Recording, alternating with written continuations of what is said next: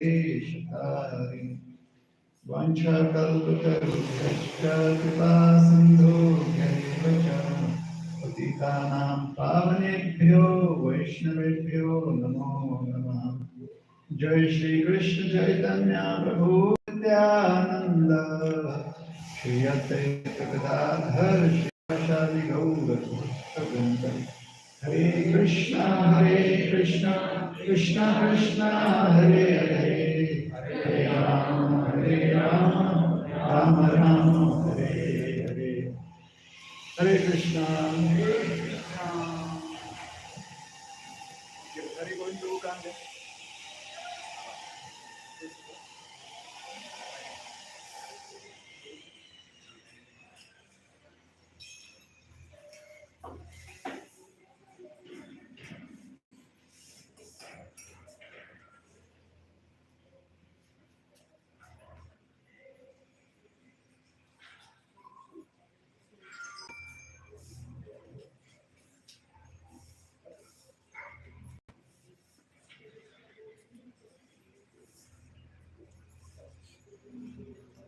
हरे कृष्णा कृष्णा कृष्णा हरे हरे, राम राम राम हरे।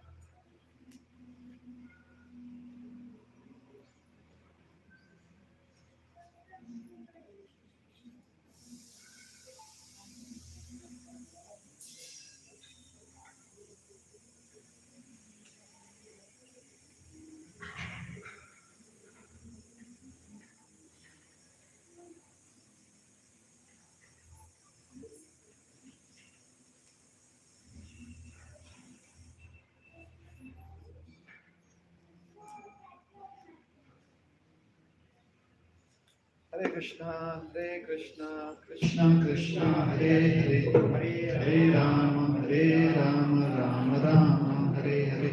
हरे कृष्णा।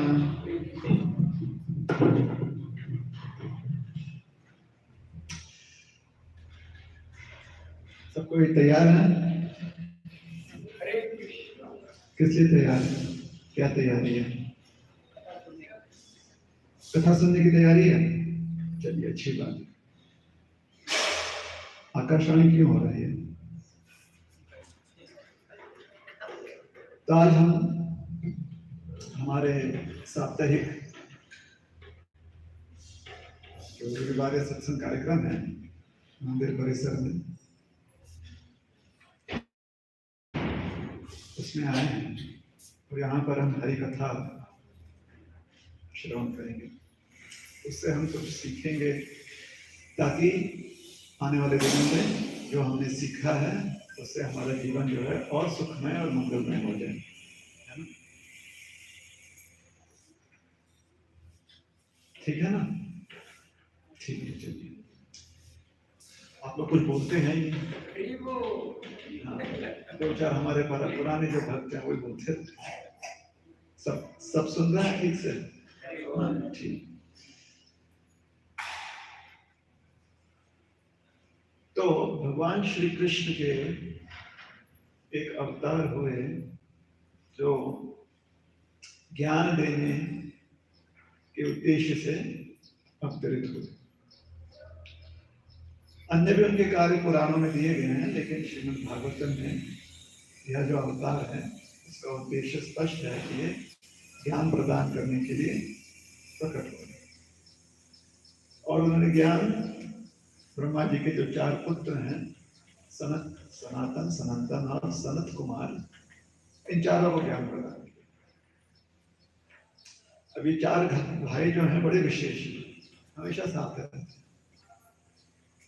ब्रह्मा जी के प्रथम संतान है, मानस पुत्र हैं। इन्होंने अपने योग शक्ति से अपनी आयु जो है वो बाल्यावस्था तक ही सीमित रखी हुई, ठीक है? अर्थात 5 वर्ष से ऊपर उनकी आयु बढ़ती है, लेकिन उनकी बुद्धि जो है वो तीक्ष्ण, बुद्धि बहुत तेज। कुछ विशेष उनके पास शक्ति हो कि बुद्धि का विकास जो है उसमें कोई कमी नहीं आई, और शारीरिक जितनी भी वृत्तियां हैं, इंद्रियों की जो वृत्तियां हैं, उनको हमने नियंत्रित कर लिया। ये बात समझ रहे हैं? कभी कभी आप लोग जो है ना ऐसा कर लेते हैं, 1 दिन के लिए 2 दिन के लिए, कभी कभी। जैसे आपको बाहुबली पिक्चर देखा है ना, बाहुबली, लेकिन उसको देखने के लिए आपको 3-4 घंटे लाइन में खड़े रहने, टिकट लेने के लिए, शायद ऑनलाइन बुकिंग जो है बंद हो गया है क्योंकि फुल हो गया बुकिंग।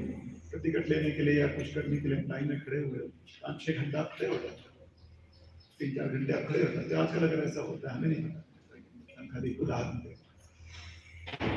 तो बीच में आप लाइन छोड़कर जाना नहीं चाहते हो, भोजन का समय होता है, आप कहते हो कि नहीं लाइन छोड़कर जाएंगे तो टिकट मिलेगा, है ना? तो आप आहार ग्रहण नहीं करते। आहार किस लिए आवश्यक है? आपके शरीर के लिए, क्योंकि अगर आप आहार ग्रहण नहीं करेंगे तो आपके शरीर को ऊर्जा नहीं मिलेगी कि वो कार्य करे।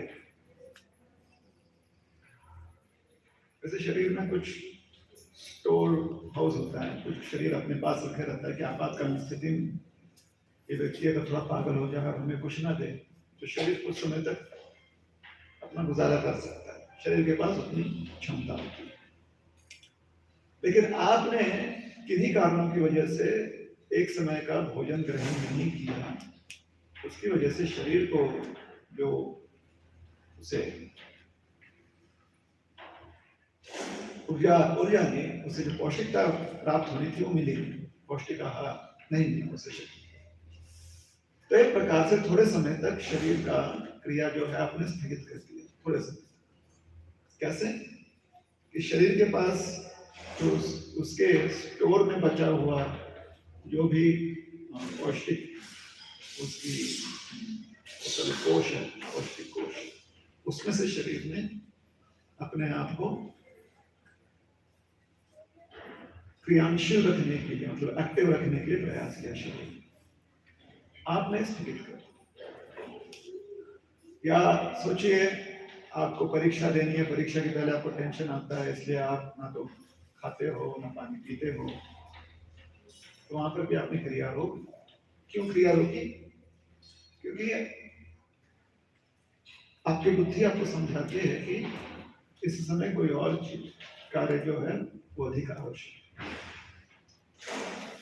तो ऐसे ही कुछ सनत कुमारों ने किया, चतुष कुमारों ने, सनक आदि जो कुमार हैं चार भाइयों ने ऐसे ही कुछ किया। उन्होंने विचार किया कि शरीर के जो क्रियाएं हैं, जो इंद्रियों की क्रियाएं हैं, उसको रोका जा सकता है। तो इसलिए उसके लिए जो भी आहार आवश्यक था उस पर उन्होंने ध्यान दिया कि जो आहार है या उनके अपने शक्ति बल से उन्होंने उसका वृद्धि रोक लिया शरीर। तो हमेशा से वो कुमार अवस्था, उनको इससे कुमार कहते हैं। तो कुमार अवस्था की बाल्य अवस्था तक ही रखा था उन्होंने, कुमार अवस्था तक पहुंचे ही थे, वहां पर उन्होंने रोक दिया। बाल्य अवस्था, पौगांड अवस्था, तो कुमार अवस्था है, तो कुमार उन्हें कहते हैं, लेकिन बाल्य अवस्था में उन्होंने अपने आप को, अपने शरीर का वर्धन रोक दिया। तो माना जाता है कि 5-6 साल की उनकी उम्र चारों कुमारों की, मतलब तब से आदिकाल से। बुद्धि उनकी जो है वो दिन प्रतिदिन अध्ययन से, साधना से और अपने अनुभव से जो जो उनको समझ आती है, तो उनकी बुद्धि जो है वो अत्यंत विकसित है। ठीक है, बुद्धि क्या उनकी अत्यंत विकसित है। तो ये चार कुमार जो हैं ये आपस में ही एक दूसरे से सत्संग कर लेते हैं कि भाई जो हैं इन्होंने अपना एक संगठन बना लिया कि अगर कहीं पर कोई कथा नहीं हो रही है तो एक भाई बैठ जाता है, 3 भाई सुनते हैं। समझ रहे हैं? तो इनका ये कोऑपरेटिव सोसाइटी है, 4 भाइयों का ये कोऑपरेटिव सोसाइटी है। कोई एक भाई जो है कुछ कथा करना शुरू करता है, बाकी 3 भाई बैठकर सुनते हैं। आपस में सामंजस्य अच्छा है, आपस में जो है ऐसा कोई होड़ नहीं है, ऐसे कोई उनका ये नहीं कि हम ही देंगे बाकी 3 सुनेंगे। कोई भी जो है प्रवक्ता बन जाता है, 3 श्रोता हो जाता है। और कभी कभी जब उन्हें अवसर मिलता है कि अन्य महात्माओं से या विद्वान पुरुषों से श्रवण करें, तो चारों भाई जो हैं श्रोता बन जाते हैं, चारों भाई बैठकर श्रवण करते हैं। ठीक है ना? झाला व्यवस्थित? हाँ, आरामशीर आहात? ठीक आहे. आता तुमचं काना आमच्याकडे आहे, म्हणजे ऐका शांत, ठीक है, ध्यान से सुनिए।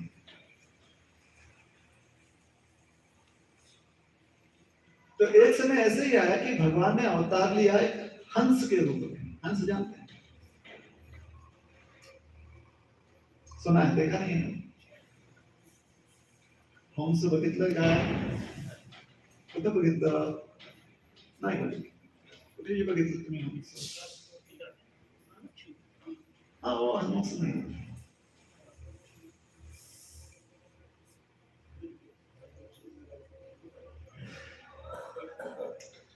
हंस जो है कभी कभार जहाँ पर बहुत एकदम सुंदर जलाशय होगा और इतनी गर्मी नहीं होगी तो उस स्थान पर आते हैं। तो हिमालय के आसपास आपको हंस दिख जाएंगे। हाँ बिल्कुल, तो वहां से आते हैं, हिमालय के आसपास रहेंगे या हमारे सह्याद्री पर्वत या जो पूर्वी भारत में, पूर्वी हमारा तट जो है वहां पर जो पर्वत श्रृंखला है उसके आसपास आपको दिख जाएंगे, लेकिन वहां पर गर्मी ज्यादा होती है, उतना दिखते नहीं है, इसलिए हिमालय के आसपास आपको दिखते हैं। उनकी वृत्ति है कि वो ना तो ज्यादा गर्मी में रहते हैं और ज्यादा ठंडे में भी नहीं रहते। पता है उनको, नहीं तो एसी का खर्चा आएगा, तो नहीं करते, अपना प्रयोजन स्वयं कर रहे। ठीक है, तो भगवान ने हंस का स्वरूप धारण किया। और हंस के बारे में कहा जाता है कि जो हंस है वो सत्य और मिलावट के बीच में भेद कर लेता है। क्या करता है? सत्य और मिलावट के बीच में भेद करता है। आप और हम नहीं कर पाते, या तो हम ही मिलावट कर लेते हैं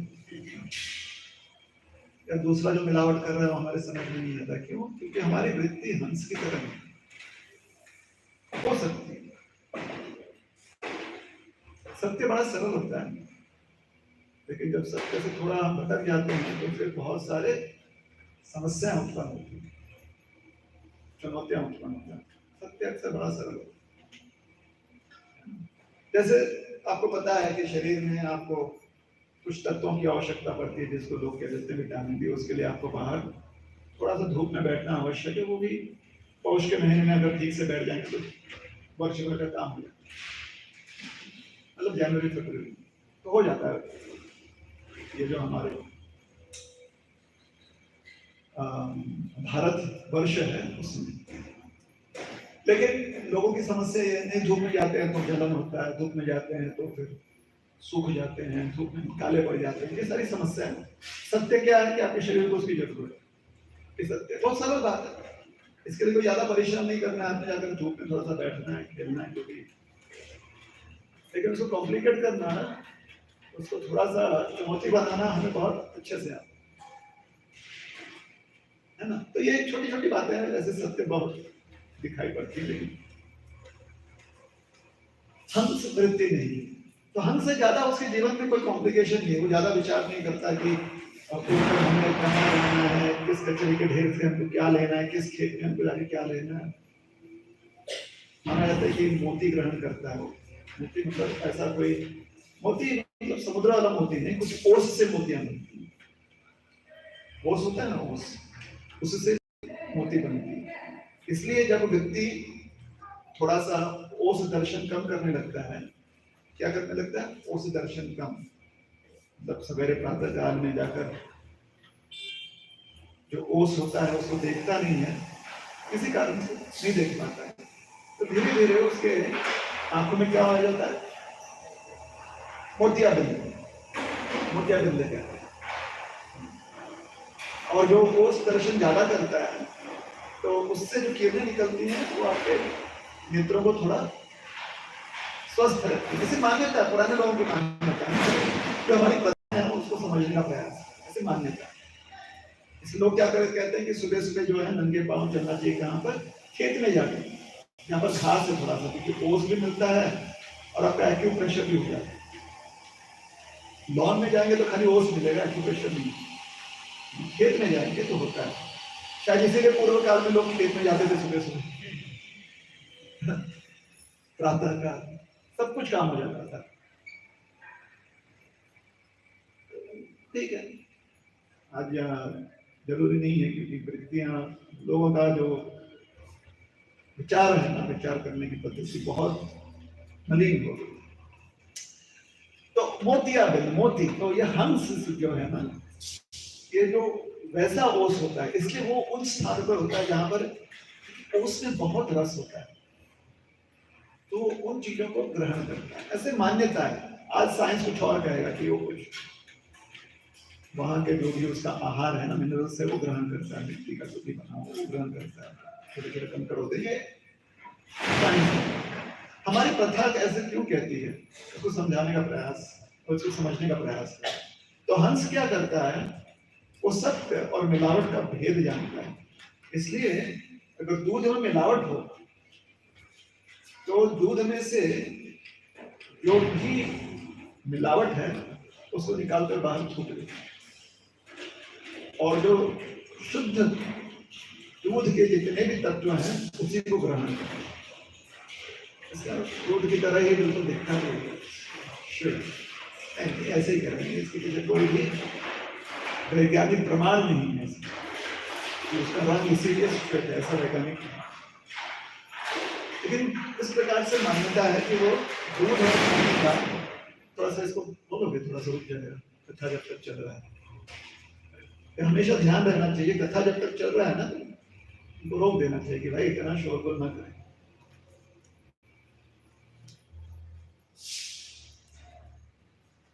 तो हंस, तो भगवान ने हंस अवतार इसीलिए लिया क्योंकि वो जो सत्य ज्ञान है वो प्रदान कर सके।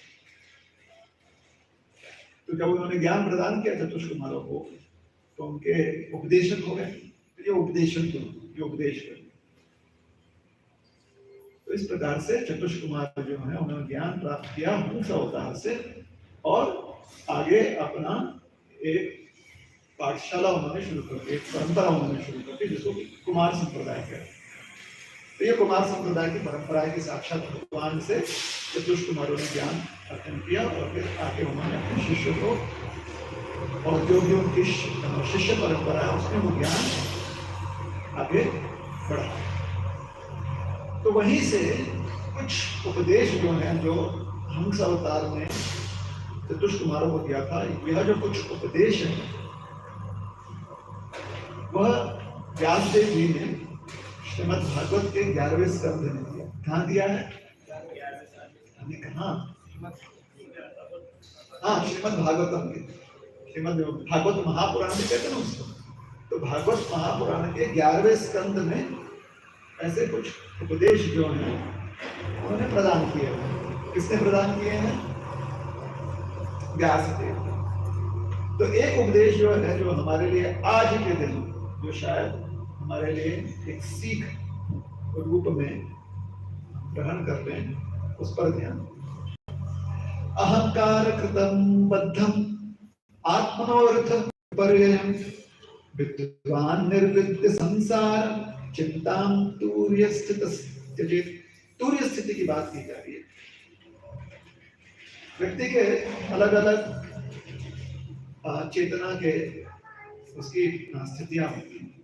एक होता है जहां पर वो सोया हुआ है, सुप्त अवस्था।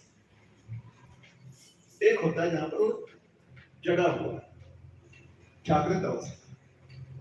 एक वो होता है जहां पर वो सोया है लेकिन उसमें भी जगा हुआ है, जिसको कहते हैं स्वप्न अवस्था। समझ रहे बात? एक जगा हुआ व्यक्ति है तो उसमें वो कुछ कार्य कर रहा है। एक सोया हुआ व्यक्ति की अवस्था होती है, उसके कार्य क्या होते हैं? वो सुप्त अवस्था, ज्यादा कुछ कार्य नहीं। तो एक स्वप्न अवस्था होती है जहां पर व्यक्ति सोया हुआ है लेकिन उसका मन चंचल है, तो स्वप्न अवस्था। तो मन की अवस्था है, वास्तव में देखा जाए तो मन की अलग अलग अवस्था है।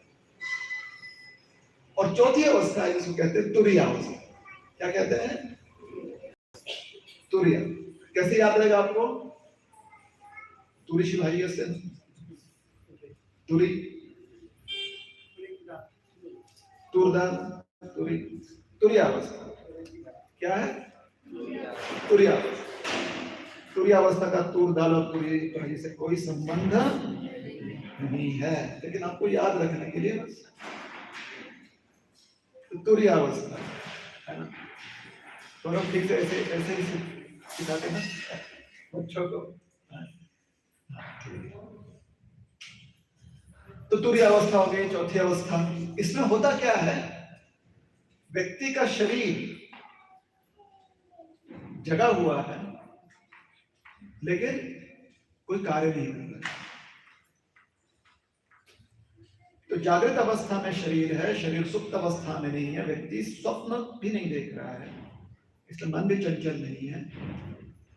शरीर जीवित है, जागृत है, मन शांत है, समाधि में व्यक्ति स्थित है। इसलिए उसकी चेतना जो है वो सेवा में पूरी तरह से लगी हुई है। उसकी चेतना जो है सेवा भाव में पूरी तरह से लगी हुई है।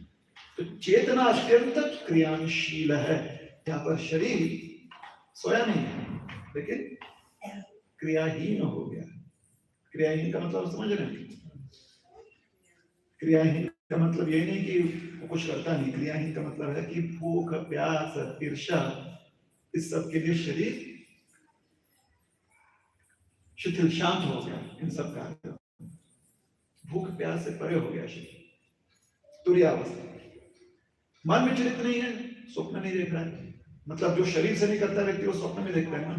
शरीर से उसकी बहुत इच्छा होती है कि मैं यहाँ से 6 फीट वहां तक कूदूं और मुझे एक गोल्ड मेडल, नहीं कर पाता है। स्वप्न अवस्था में कर लेता है, फिर उसको लगता है कि हाँ मैंने गोल्ड मेडल जीत लिया ओलंपिक। करते ना तो ऐसे स्वप्न अवस्था में बहुत कुछ विचार करते हैं। तो स्वप्न अवस्था से भी परे हो गया व्यक्ति। अब समाधि अवस्था में वो बहुत ही सेवा प्रवृत्त है, मतलब भगवान पे बहुत ध्यान लगा रहा है और कुछ ना कुछ सेवा करने का प्रयास कर। तो इसको कहते हैं तुर्यावस्था। तो चिंता तुर्य स्थित त्यजेत, चिंता त्याग कर तुर्यावस्था में स्थित हो जाओ। कौन कह रहा है? हंस अवतार किसे कह रहे हैं? चतुष्कुमारों। किसे कह रहे हैं? चतुष्कुमारों। क्या कह रहे हैं? चिंता छोड़कर, चिंता त्यजेत, चिंता त्यागो, तुर्य स्थित, तुर्य अवस्था में स्थित हो जाए। अब चतुष्कुमार को कह रहे हैं, चतुष्कुमार तो पहले से विरक्त व्यक्ति हैं, तो क्या उनको कहने की आवश्यकता पड़ेगी? ये चीज बिल्कुल आवश्यकता पड़ती कि नहीं पड़ती? आवश्यकता, क्योंकि मन व्यक्ति का भटक सकता है, कभी भटक सकता है ना, मन भटक सकता है। यहाँ पर कोई व्यक्ति है जिसको लाड़ू बहुत अच्छा लगता है, लाड़ू बहुत ज्यादा अच्छा लगता है। अब आप पूछेंगे कौन से लाड़ू? कोई भी लाड़ू, बेसन हो, सूजी हो, बूंदी का, जो भी लाड़ू पसंद है। कौन है ऐसा जिसको लाड़ू बहुत पसंद है? आपको तो सब कुछ पसंद है। हाँ, ये 3-4 लोग हैं, बाकी लोग अभी तक शर्म कर रहे हैं। लाड़ू पसंद है ना? इतना पसंद है कि जैसे ही लाड़ू देखते हैं तो मन करता है कि खा लें, लेकिन कभी किसी काम में बहुत व्यस्त रहते हैं, जैसे कि मोबाइल के ऊपर कुछ देख रहे हैं, बहुत जरूरी काम में बहुत व्यस्त रहते हैं। तो कोई देता है लाड़ू लाड़ू लाड़ू ताजा ताजा, बोलते हैं हाँ दे दे दे, लेकिन मोबाइल से मन हट नहीं रहा है, तो आप ले लेते क्योंकि आपको छोड़ना नहीं है लाड़ू। लेकिन हाथ में लाड़ू ऐसे रहता है, आप देख रहे हैं मोबाइल फोन, मानो जैसे श्री कृष्ण थे ना, जब ब्रह्मा जी सबको लेकर चले गए थे तो हाथ में रख लिए थे दही चावल और ढूंढ रहे थे अपने बालकों को। तो आप भी ऐसे कोई ढूंढ रहे हो मोबाइल फोन में, लड्डू हाथ में है लेकिन आप श्री कृष्ण नहीं। लड्डू हाथ में है, मन यहाँ पर लगा हुआ है। जिस लड्डू को आप तुरंत खा लोगे, जिस लड्डू से आप इतना प्रेम करते हो, आपने प्रेम छोड़ा नहीं, हाथ से उसको ले लिया है, लेकिन तुरंत खा नहीं रहे हो। क्यों? क्योंकि लड्डू से ज्यादा स्वादिष्ट यहाँ पर कुछ दिख रहा है, मन को वो स्वाद लग गया है ना? तो मन विचलित हो सकता है लेकिन विचलित नहीं हो रहा है। तो आप लोग कौन से अवस्था में है? नहीं, मोबाइल अवस्था में, तुरीय अवस्था नहीं है। लेकिन ये उदाहरण इसलिए दे रहे हैं ताकि आप समझे कि तुरीय अवस्था क्या होती है। हाथ में लड्डू है, मतलब बहुत सुख है, लेकिन मन यहाँ पे लगा हुआ है, तो इसको आप ग्रहण नहीं कर रहे हो। मन समाधि में लगा, सेवा में, समाधि में। समझ में आ गई बात? तो यह बात बार बार सुनना और सुनाना बहुत जरूरी है, क्योंकि मन कभी भी भटक सकता है। कैसे भटक सकता है? अरे यार फोन बंद हो गया, चलो चाबी के लगाओ, लड्डू तब तक खा लो,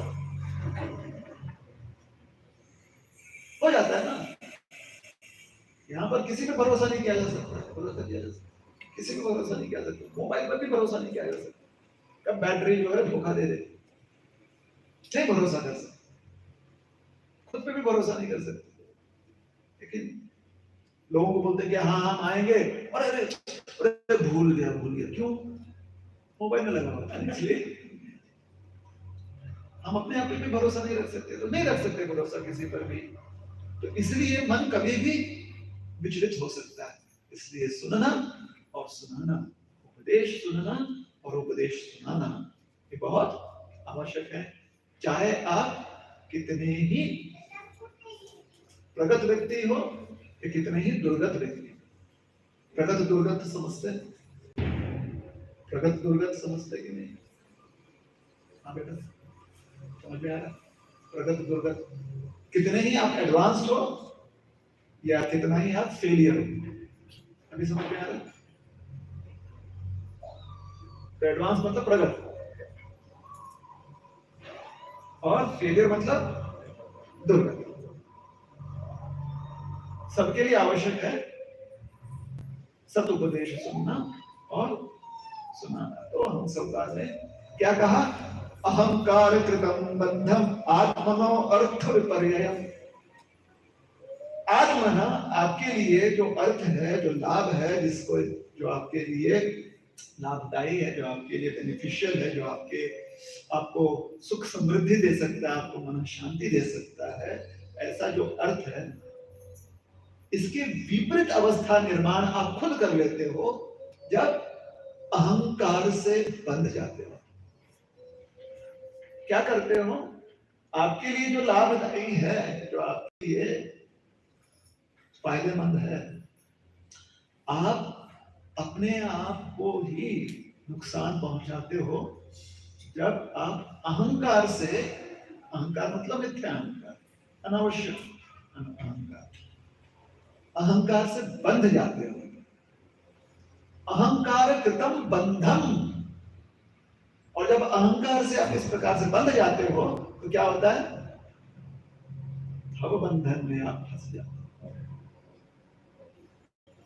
है ना।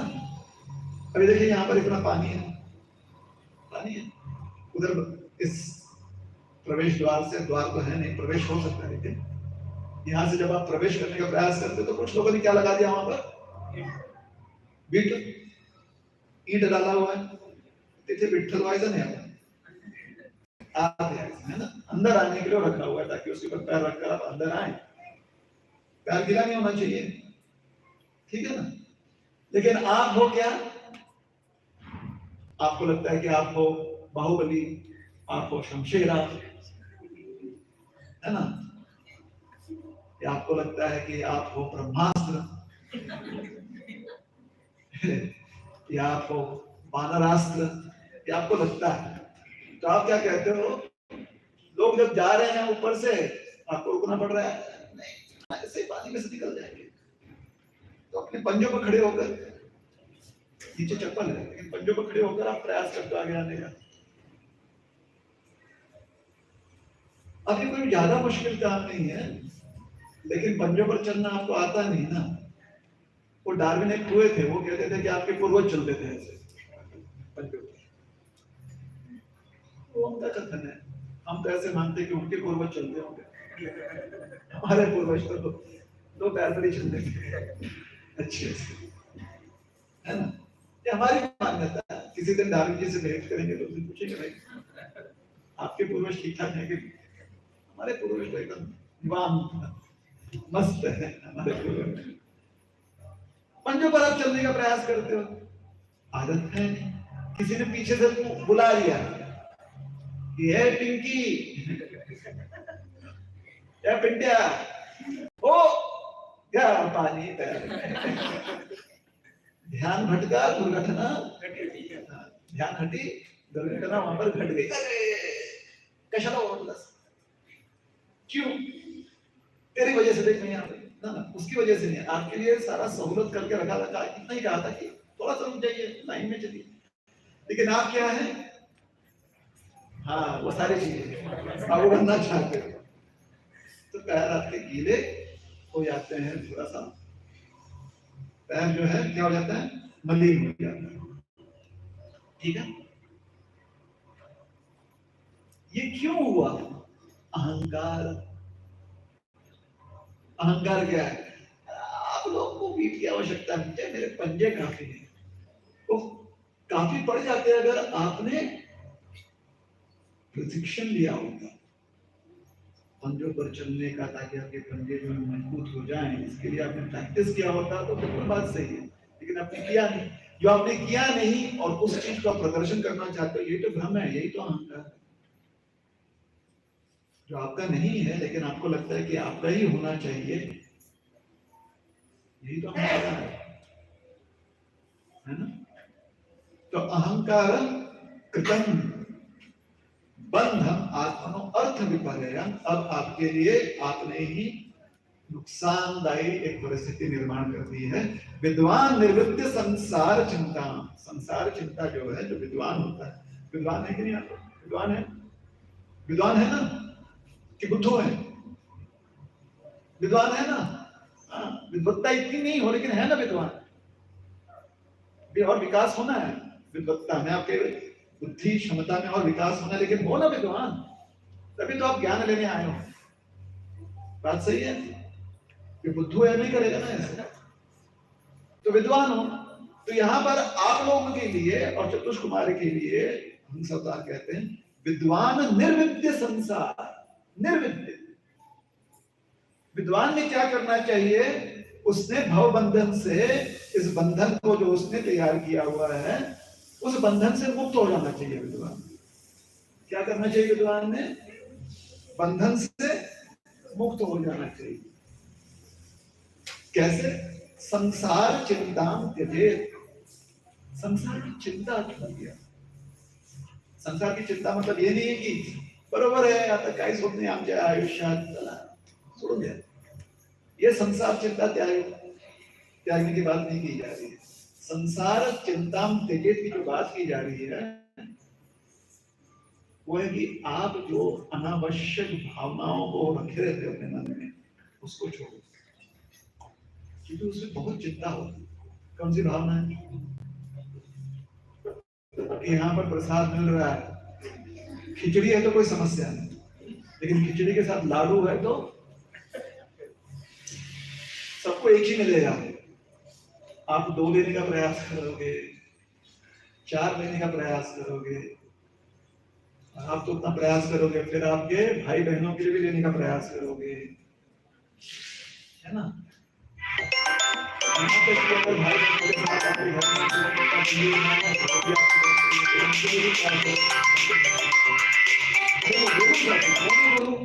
उतरा त्याच्यासाठी पण लाडू।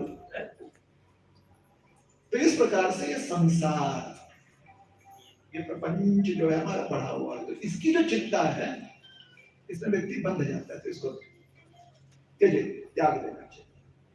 ठीक है, तो ये उपदेश ग्रहण करना बहुत आवश्यक है। लेकिन सिर्फ उपदेश ग्रहण करने से लाभ नहीं होता ना, उपदेश के साथ साथ क्या करना चाहिए, क्या करना चाहिए,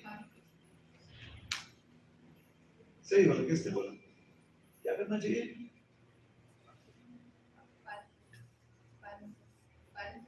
पालन करने का प्रयास करना चाहिए। लेकिन आप तो कहते नहीं, पालन करता तो भगवान विष्णु है, उन्होंने पालन करना चाहिए जो भी उपदेश है।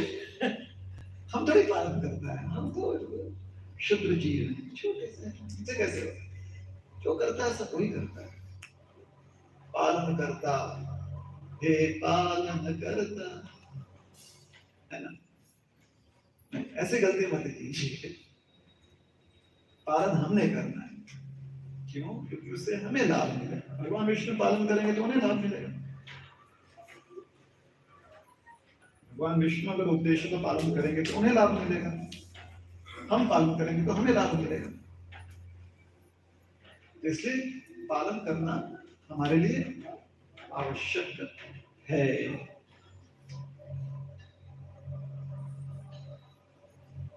एक बंगाल में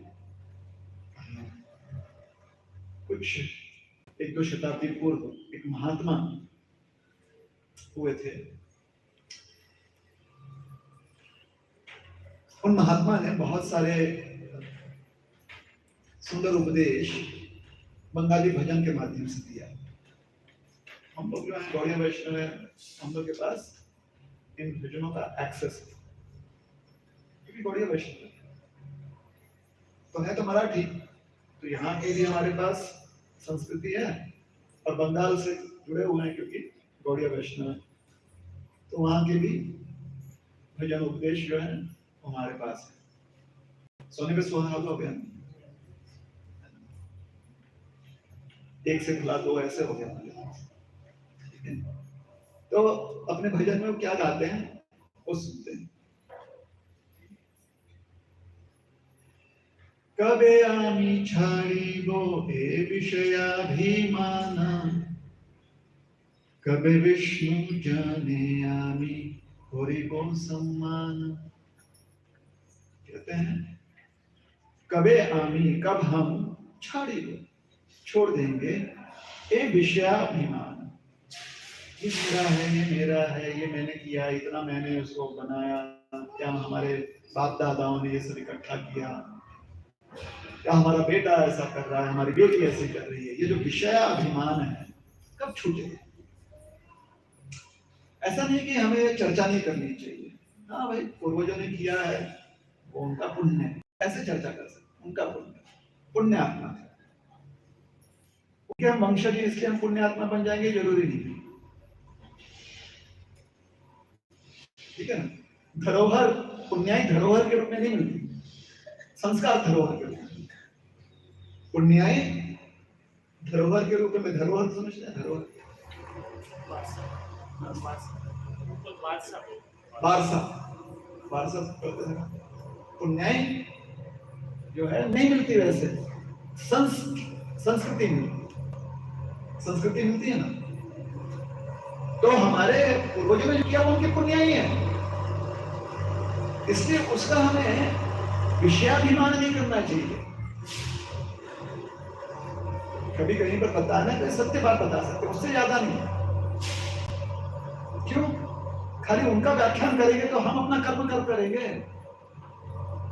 हमारे पास सीमित समय है ना, उनका खाली बखान करते रहेंगे कि हमारे पूर्वजों ने ये किया, ये देखिए उनकी संपत्ति, ये सब लोगों को दिखाते रहेंगे, तो हमारा कर्म करने का समय जो है व्यर्थ जा रहा है। हमें अपना कर्म करना चाहिए, हमारा कर्म क्षेत्र, हमारा जीवन ये हमारा कर्म क्षेत्र,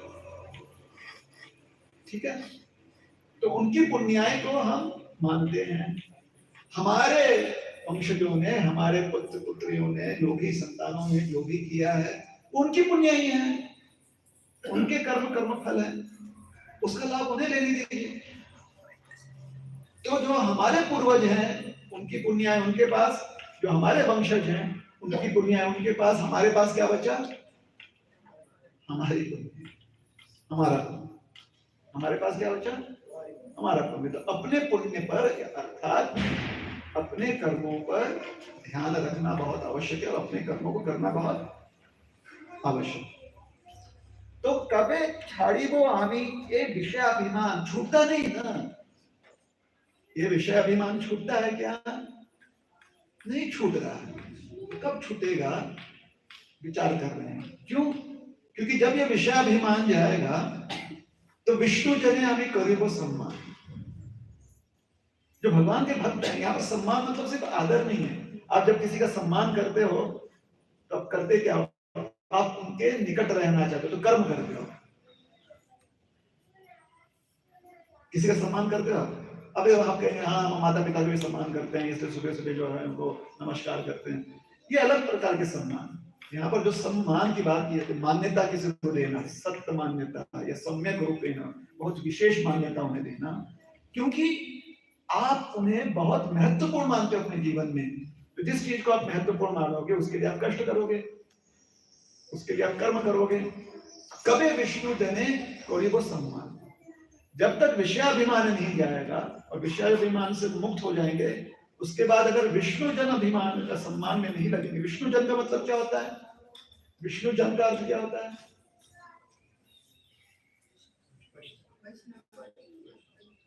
विष्णु जन का अर्थ होता है ऐसे लोग जो कर्मनिष्ठ होते हैं, भगवान को आराध्य मानते हैं। कौन होते हैं विष्णु जन?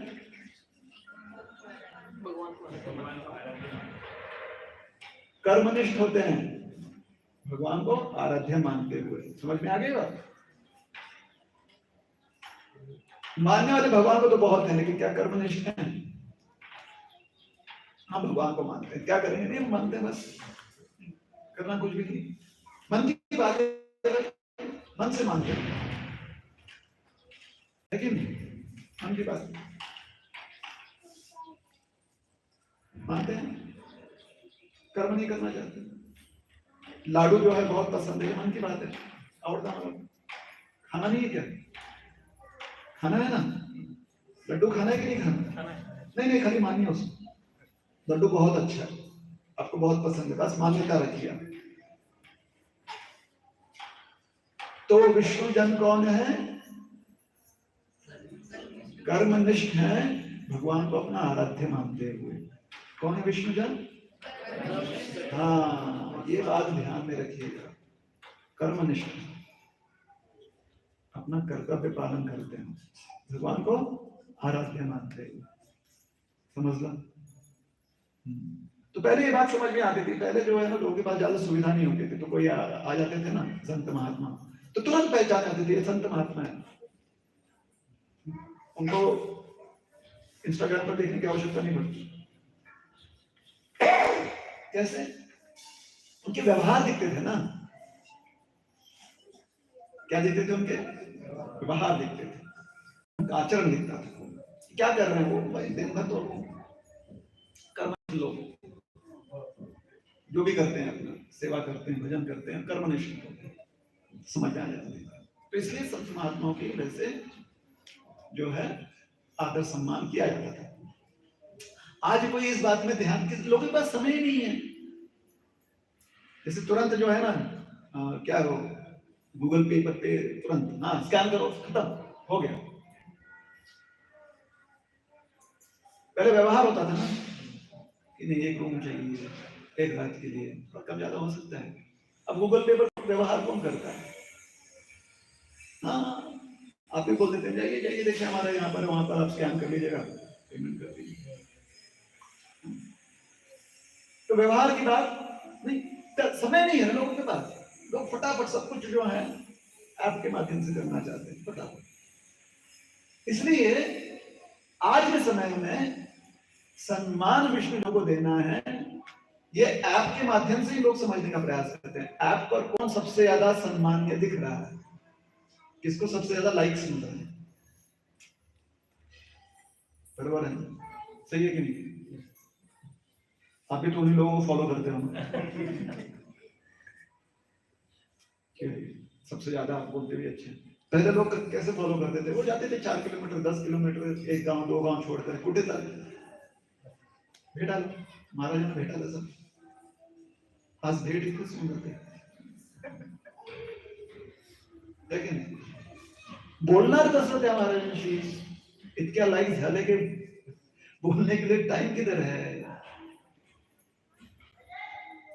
तो हमारे पास समय नहीं है, ये हमारी समस्या। हमारे पास समय है लेकिन समय इन आवश्यक कार्यों के लिए नहीं होता, सीमित समय। तो सम्मान नहीं कर पाएंगे, क्या नहीं कर पाएंगे? विषयाभिमान नहीं छोड़ पाएंगे, सम्मान नहीं कर पाएंगे। आज से 100-200 साल पूर्व भी यही बात कही जा रही थी, क्योंकि उस समय लोगों की ऐसी कुछ समस्या होगी। कब छूटेगा? क्योंकि जब तक नहीं छूटेगा तब तक भव बंधन से, संसार से मुक्ति नहीं प्राप्त होगी, है ना? तुरैया अवस्था जिसे कहते हैं, तो समस्या रह जाएगी। अब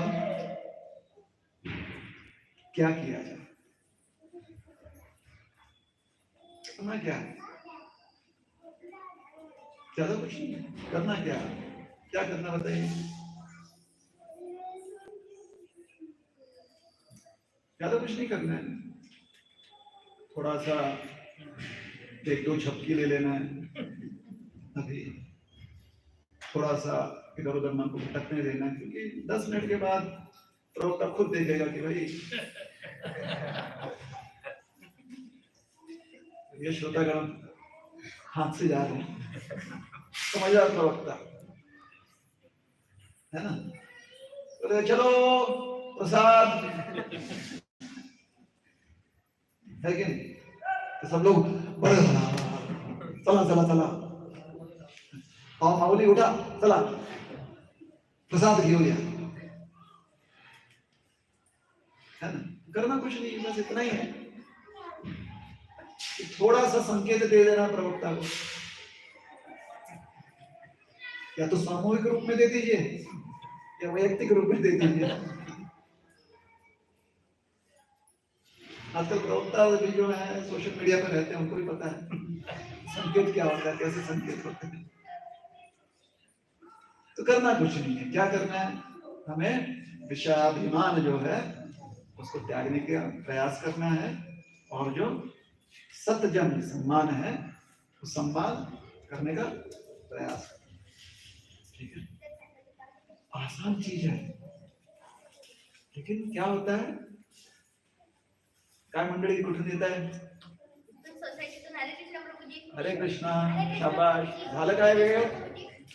वेळ झालेला आहे. ये हमारे प्रसाद प्रेमी लोग हैं.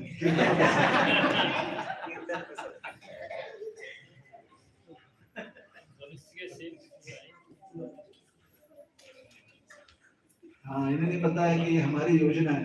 प्रसाद कीर्तन बचपन में दो, थोड़े बड़े हो जाएंगे. देखिए जो बड़े लोग हैं वहां पे बैठे हुए हैं.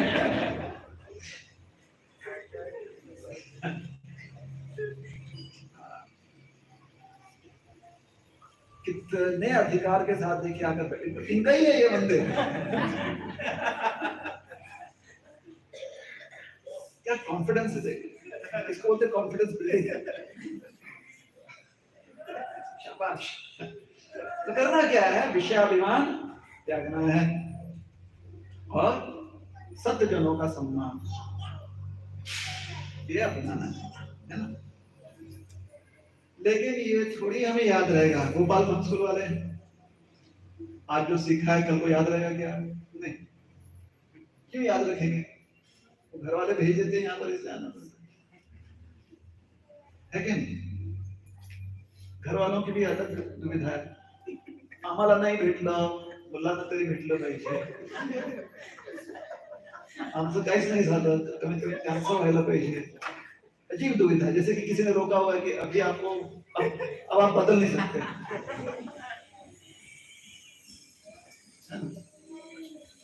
नहीं, बोल बाबू.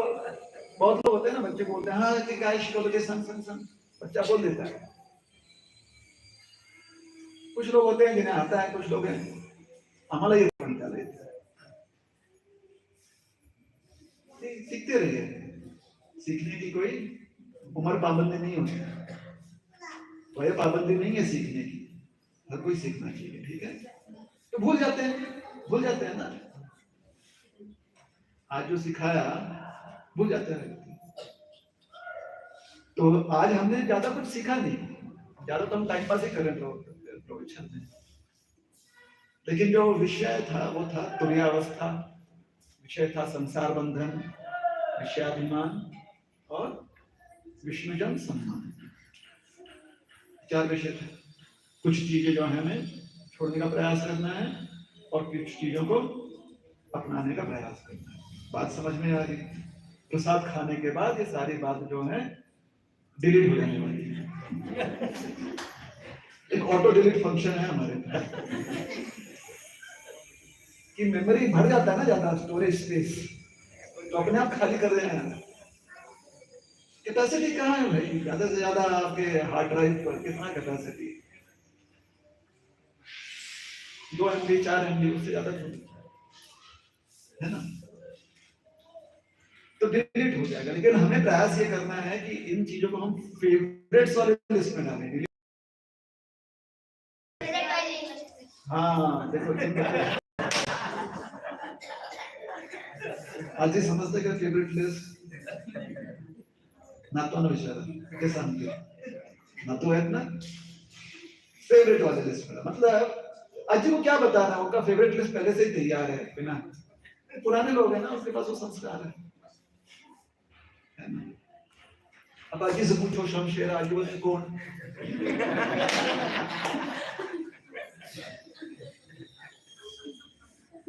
त्यांना विचारा नरसिंह सांगतील, लगेच सांगतील. आपण नरसिंह आपल्याला शमशेर माहिती आहे, नरसिंह कोण? ठीक है ना. तो हमें क्या करना है? इन चीजों को वहां पर रखना है जहां पर आप बार बार उसे देख सके, दर्शन कर सके, उस ज्ञान को प्राप्त कर सके. तो वहां पर हमें इन चीजों को रखना. ठीक है. तो कैसे रहिए? सतर्क रहना बहुत आवश्यक है. सतर्क कैसे रहेंगे? उदाहरण, विनम्रता और हमेशा जिज्ञासु रहते हुए व्यक्ति सतर्क रहना. विनम्र रहना चाहिए. कभी भी जीवन में ये नहीं लगना चाहिए कि ज्ञान पूरा हो गया. कभी भी जीवन में ये नहीं लगना चाहिए कि परिवर्तन पूर्ण हो गया. हमारी क्या है संस्कृति? सनातन धर्म, सनातन संस्कृति। सनातन का मतलब समझते हैं? जिसका हमेशा वर्धन होता है, समाप्ति नहीं। सनातन का अर्थ क्या है? काय अर्थ है मुलांनो? सनातन म्हणजे काय?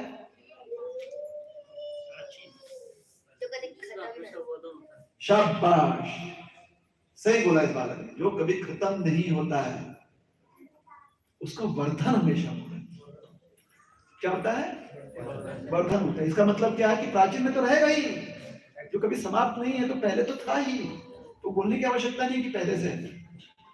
हमारी जो संस्कृति है, सनातन संस्कृति है, कभी समाप्त नहीं होती, इसका वर्धन होते रहता है। इसका क्या होता है? अपडेट्स। क्या होता है इसका? अपडेट होता है ना। पहले लोग जो हैं भजन रूप में चीजों को याद रखते थे, आज हम लोग फेवरेट लिस्ट में डालकर उसको याद रखते हैं। ये अपडेट हो गया,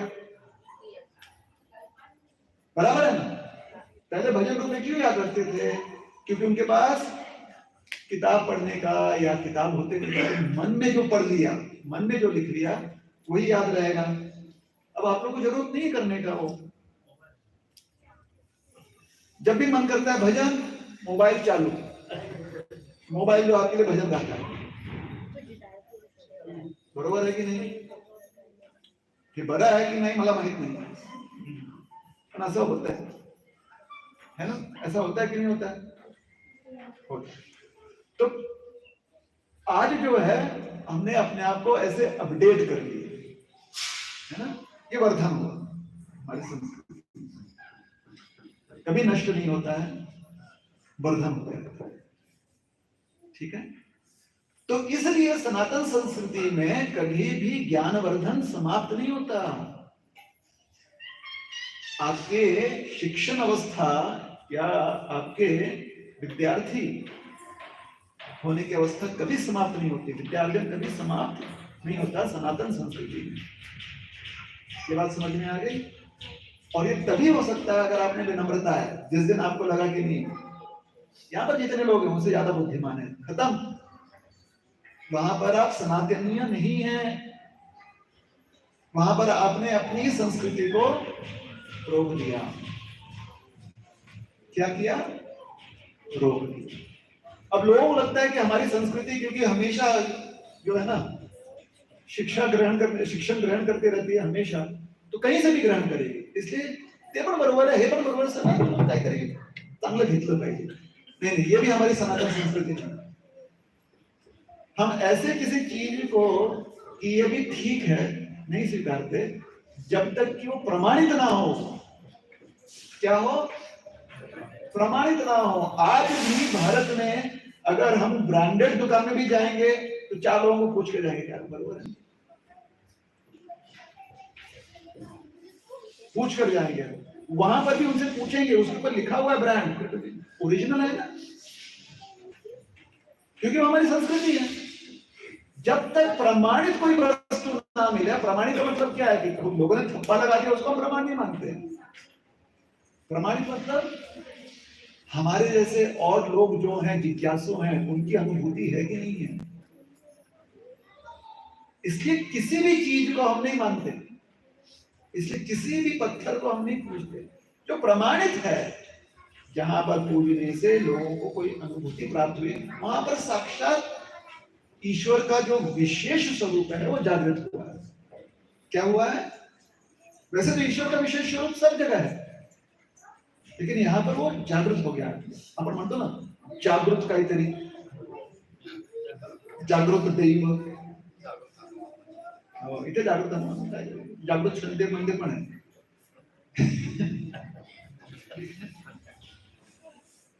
तो जागरूक का मतलब है कि ईश्वर का विशेष स्वरूप प्रदर्शन वहां पर हो। यह सनातन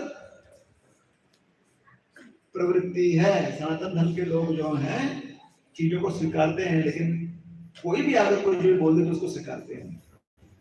इसलिए कोई भी आकर बोले कि हे पण चांगले असते, त्यांचं पण म्हणणं चांगलं आहे, तो होना चाहिए। देखो, आप अपने आप को सनातनी कहते हो, लेकिन सनातनी नहीं। आप ये मत बोलो कि ये भी चांगला है, वो भी अच्छा है, ये भी अच्छा है, ये मत बोलो। आप बोलो ये प्रमाण यहाँ का भी अच्छा है, प्रमाण वहां का भी ठीक है, प्रमाण देकर।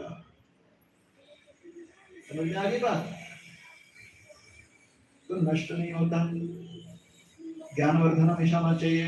विनम्रता बहुत आवश्यक है, और विनम्रता के साथ साथ जिज्ञासु।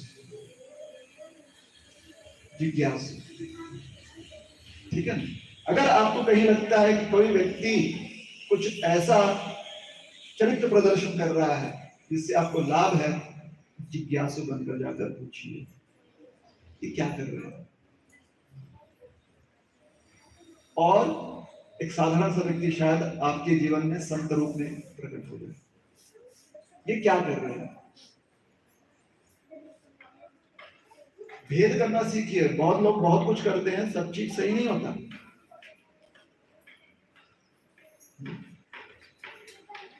लेकिन अगर आपको लग रहा है कि किसी का चरित्र प्रदर्शन जो है आपके जीवन में कुछ लाभ ले आ सकता है, लाभ मजा नवे, मजा जीवन में मत ढूंढिए, ज्यादा लाभ ढूंढिए। आपके जीवन में अगर लाभ ला सकता है, उनसे जाकर जिज्ञासा कीजिए, ठीक है। तो एक कथा ऐसी आती है। एक व्यक्ति, पौराणिक कथा, बहुत ही प्रसिद्ध व्यक्ति, ज्ञानी व्यक्ति थे। वो एक सभा में गए। उस सभा में उनका ज्यादा अवभगत नहीं। उन्होंने पूछा कि क्या कहा। ज्ञान मंडली थी, ज्ञान सभा थी। उन्होंने पूछा कारण क्या। उनसे कहा गया कि आप अत्यंत ज्ञानी हो, लेकिन आपने ज्ञान कहां से प्राप्त किया है ये हमें पता नहीं। अब ज्ञानी हो, ये मान्यता है, इसलिए आप हमारी सभा में बैठ सकते हो, बात कर सकते हो। लेकिन बाकी जितने ज्ञानी लोगों का जिस प्रकार से हम स्वागत कर रहे हैं वैसा नहीं कर पाएंगे, क्योंकि आपका ज्ञान आपने कहां से प्राप्त किया है ये पता नहीं। तो उन्हें ये बात जो है थोड़ी सी कहीं चुभ गई, या उनको लगा कि भाई इसके बारे में कुछ करना चाहिए। चुभी नहीं, उन्हें विचार किया कुछ करना चाहिए। तो ऐसे व्यक्ति को ढूंढने गए जो उनका एक मार्गदर्शक के रूप में लोक ख्याति जिसका होगी कि मार्गदर्शक ऐसे प्राप्त हो जाए कि ऐसे व्यक्ति से हमने ज्ञान प्राप्त किया। तो कैसे, कहां से मिलेंगे? क्योंकि ये अपने आप बहुत परम ज्ञानी व्यक्ति है, समय अपना ज्यादा व्यर्थ नहीं करना चाहते कि भाई चलो ढूंढो तो यहाँ पर जाएंगे वहां पर जाओ, फिर सबका जो है विश्लेषण करेगी, इसमें 2 गुण है कि इसमें 4 गुण है, ऐसे करके इतना समय नहीं बिताना चाहते। ज्ञानी पुरुष ऐसे समय नहीं बिताता। तो उन्होंने सोचा कि भगवान जो है वो सबके लिए कुछ ना कुछ निर्धारित करके रखते हैं, मतलब आपकी नियति कुछ ना कुछ निर्धारित करती है। कल जो पहला व्यक्ति मुझे दिखेगा सूर्योदय के समय, उसी को हम अपना मार्गदर्शक बना लेंगे, उससे से हम गुरु उपदेश लेंगे। पहला व्यक्ति जीवन में दिख गया उसको, मतलब सूर्योदय के समय जो पहला व्यक्ति दिखा वो कौन था? मछुआरा। मछुआरा जानते हैं? कोई मछली पकड़ता है कि नहीं पकड़ता पता नहीं, लेकिन कोई समाज जो है उसको मछुआरा समाज बोलते हैं। अब आप सब पूरे कोई समाज को बोलते हैं कि मछली पकड़ते, जरूरी नहीं है ना। नदी से और भी बहुत सारी चीजें मिलती है, जैसे रत्न मिलते हैं, इत्यादि मिलते हैं, उससे भी व्यवसाय हो सकता है। कोई समाज का एक व्यक्ति नदी के किनारे मिल गया। उन्होंने कहा आप मार्गदर्शन कीजिए, आपको हम गुरु मानेंगे, क्योंकि ऐसे ठान लिया था। नियति जो निर्धारित करेगी, भगवान ने कुछ न कुछ निर्धारित किया होगा। मैं सत्य वचन से जा रहा हूँ, सत्य मन से प्राप्त। उस व्यक्ति ने कहा भाई मेरे पास कोई योग्यता तो है नहीं, मैं क्या उपदेश करूं? बोले आप खाली जो आप बोलेंगे वही हमारे लिए उपदेश हो जाएगा। अब भारत देश में अगर आप किसी से भी बोलते हो थोड़ा उपदेश करो, कोई भी क्यों ना हो, भारत देश में क्या होता है, एक उपदेश बड़े आसानी से मिल जाता है। क्या मिलता है? मुख्य बोलो हरि, हरि नाम है। उपदेश मिल जाता है ना कि भगवान का नाम लो। तो इन्होंने इसी को अपना उपदेश मान लिया। क्या मान लिया? उपदेश। अब चले गए ज्ञान सभा में, उन्होंने कहा कि हमें उपदेश मिल गया है, हमारे मार्गदर्शक हैं। लोगों ने पूछा कौन है? बोले ये फलाने फलाने जो है कोई समाज के व्यक्ति हैं। और क्या उपदेश दिया? उन्होंने कहा कि भगवान का नाम जो है नित्य लेते, हरि नाम, हरि बोल। ये उन्होंने उपदेश किया। क्या उपदेश किया है? हरि बोल। तो लोगों ने कहा कि भाई उपदेश तो सही है, लेकिन आपको मिले, हम नहीं देखे ना, क्या आप हमें यहां पर ले आएंगे इस सभा में? देखिए क्या किया उन्होंने, उनकी बात मानी, वो वापस गए। कहां गए? नदी के तट पर। नियति ऐसी थी, नियति जानते हैं? नियति भाग्य, भाग्य, उनका भाग्य ऐसा था कि वो जो है व्यक्ति मिल गया कोई समाज। उन्होंने कहा आपको सभा में बुलाया। तो उन्होंने कहा कैसे आऊंगा, घुटने दर्द करते हैं, चलना ज्यादा होता है। तो कोई बात नहीं, हम आपको अपने पीठ पर बिठाकर ले आएंगे। उन्होंने पीठ पर उठाया और बिठाकर सभा में ले। सभा के सारे लोग जो है उन्होंने कहा कि भाई बिल्कुल बात सही है, ये है एक व्यक्ति है, इन्होंने उपदेश किया है। उन्होंने उनसे पूछा आपने उपदेश किया इनको? बोले हाँ।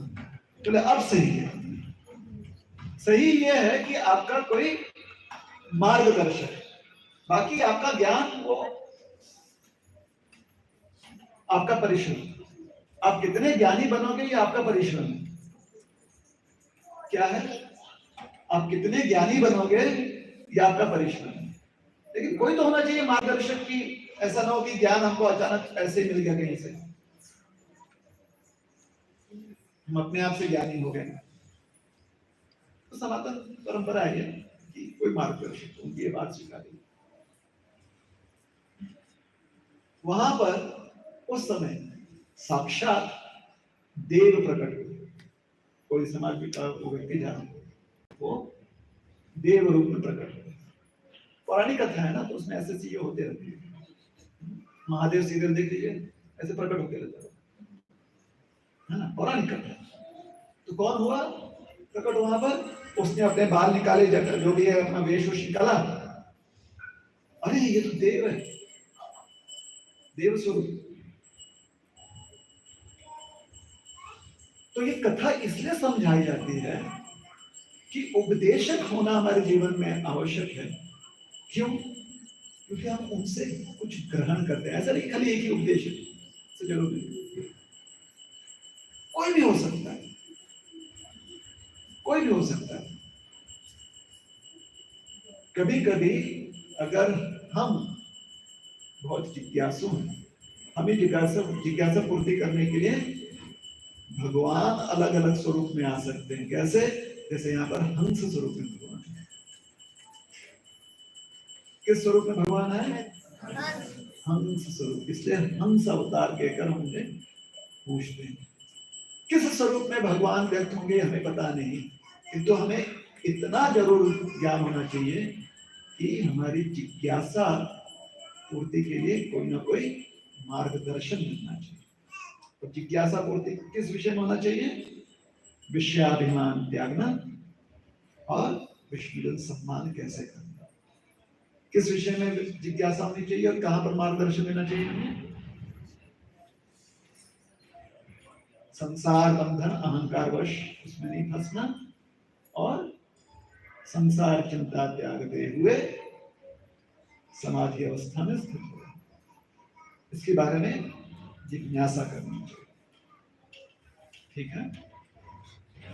क्या पता आपकी नियति, आपका भाग्य देव स्वरूप प्रकट हो जाए। उपदेश छोटा सा ही होगा, आपकी विनम्रता उस उपदेश को महत्तम बना देगी। उपदेश सरल होगा, लेकिन आपका परिश्रम जो है उस उपदेश को सर्वोच्च बना देती है। जैसे और कोई था ना, उपदेश ग्रहण किया, नाम आश्रय लिया, महर्षि बन गए। कौन? वाल्या होता ना, वाल्या झाला वाल्मीकि। उपदेश क्या था? बहुत सरल उपदेश था, राम की जाप करो। उसने कहा होना नाही, तो पहिलं अक्षर रा येतच नाही आमच्या जीवावर। पहला अक्षर जो रा है वो जीव पर आता ही नहीं। इसलिए बहुत लोग जो है ना, उनके जीवा से रा क्रू ये शब्द नहीं आता, वी नहीं आता उनके मुंह में। जीवा जो है ना वो रुक जाती है। पहले संस्कार गलत संस्कार मन पे जो पड़ गए ना, क्योंकि जीवा को पता है, मन को भी पता है कि अगर जीवा ने ये शब्द उच्चारण कर लिए ना तो वी क्या के फल लगेगा ही कभी ना कभी। मन को पता है, तो मन होता है नहीं इसको बड़ा बनाऊंगा, लेकिन पहला अक्षर इसके जीव पर वी नहीं आएगा। मन कहता है, ठीक है। तो उसने कह दिया, उस कोड़ी ने कह दिया कि नहीं होगा मुझसे, राम नहीं। लेकिन उपदेशक भी देखो बड़ा चतुर, उसने दूसरा एक सरल मंत्र दिया। मंत्र था ही नहीं, आप में से कोई भी ये मंत्र नहीं करेगा, वो स्वाध्याय के लिए था। आपके जीवा पर ऐसा कोई रोक टोक नहीं है ना। र बोलिए, र रा राम। देखिए आपके जीवा पर कोई भी बंधन नहीं है। उल्टा मंत्र मत बोलेगा, नहीं वाल्या ने केवल आप ऐसे करने की आवश्यकता नहीं है, वो नहीं कर पाया। देखिए उपदेश सरल है। उपदेश क्या है? सरल है, लेकिन उसको महान बनाया किसने? उस वाल्या के परिश्रम ने। बात समझ में आ रही है? सारे अक्षरों में भगवान का वास है, इसलिए कोई भी अक्षर दूसरे अक्षर से श्रेष्ठ नहीं है। लेकिन क्योंकि सारे अक्षरों में भगवान का वास है, तो आपके जीवन में क्या भगवान वास करेंगे? वास करना भी चाहेंगे तो आप बोलेंगे विकास ज्यादा। कभी कभी होता है ना, अरे भगवान भगवान करते करते मेरा ब्रह्मास्त्र चला गया, इसलिए भगवान को 4 घंटे के लिए बोलते हैं भगवान विकास, मन में आओ नहीं तो फिर मेरा ब्रह्मास्त्र हो जाएगा, है ना। तो विकास तो वास नहीं करते भगवान, हर अक्षर में वास करते हैं, लेकिन हम अक्षर उच्चारण करें तो वास नहीं करेंगे। लेकिन जब हम परिश्रम करते हैं अक्षरों में भगवान का वास रहे, तो एक अक्षर भी जो है वो मंत्र बन जाता है। एक अक्षर र शब्द भी आपके लिए मंत्र बन जाएगा। मंत्र कैसे बन गया? आपके परिश्रम की वजह से। लेकिन यही शब्द जो है किसी मार्गदर्शक से मिले तो प्रमाणित हो जाता है। सभा में आपका भी वैसे ही स्वागत होगा कि आपने प्रामाणिक व्यक्ति से प्राप्त किया है। तो चतुर संत महात्माओं ने कहा, देख तू करता क्या है? बोलता मैं लोगों को मारता हूँ, चीजों को मारता हूँ, जानवरों को मारता हूँ। ये मारता तेरे को आता है ना? म शब्द आता है जीवा पर? बोले हाँ। और मारता र उसके बाद आ जाएगा, म के बाद जीवा पर। हाँ, लोगों को मारना, जानवरों को मारना ये मेरा काम है, तो म शब्द के बाद र शब्द ही आ जाएगा। ठीक है, अब तू क्या उपदेश क्या है तुम्हारे लिए? मोरा। क्या उपदेश दे दिया? उसने बोला अरे ऐसा उपदेश हो ना, अभी करता हूं। वो इतना परिश्रम किया, उस व्यक्ति ने इतना परिश्रम किया, सोना खाना पीना परिवार संसार सब उसके लिए गायब हो गए। खाली क्या रह गया? उसका परिश्रम। और उसके परिश्रम से मोरा मंत्र बन गया। समझ में आती बात? तो सनातनी कौन होते हैं? कर्मनिष्ठ, जो भगवान को आराध्य मानते हैं, परिश्रम करने वाले लोग होते हैं। आलसी लोग नहीं। ठीक है, तो जो हमने कथा सुनाई कि भगवान जो है हमारे परिश्रम का फल देते ही हैं, बिल्कुल देते हैं। और जो परिश्रम नहीं करता है उसका फल भी भगवान देते हैं, लेकिन क्योंकि उसने परिश्रम नहीं किया तो फल से दूर रहता है।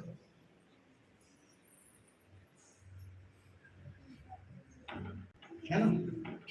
जैसे आपके नाम से कोई बना दे पॉलिसी कि 12 साल के बाद ये आपके नाम, 12 साल तक जिंदा रहेंगे नहीं रहेंगे भरोसा नहीं, लेकिन किसी ने पॉलिसी बना दी कि 12 साल के बाद आपके नाम से इतना पैसा आएगा, पॉलिसी बना। तो भगवान ने वैसे ही सबके लिए उनका उनका फल दिया हुआ, मतलब शुभ, सबके लिए कल्याण सबका किया हुआ भगवान, लेकिन वो फलित कब होगा, बीच में अंतराल है। ठीक है, जो परिश्रम करता है उसे फल मिलता है। तो आप सब फल चाहते हैं कि नहीं चाहते हैं? चाहते हैं। तो क्या कीजिएगा, परिश्रम कीजिए, विषयाभिमान त्यागिए और सत सम्मान करना सीखिए। सत सम्मान का अर्थ क्या होता है? ऐसे लोगों की संगति जहां पर सत्य के लिए परिश्रम करना आपके लिए प्रेरक बनता है, आपको इंस्पिरेशन देता है। सत्संग।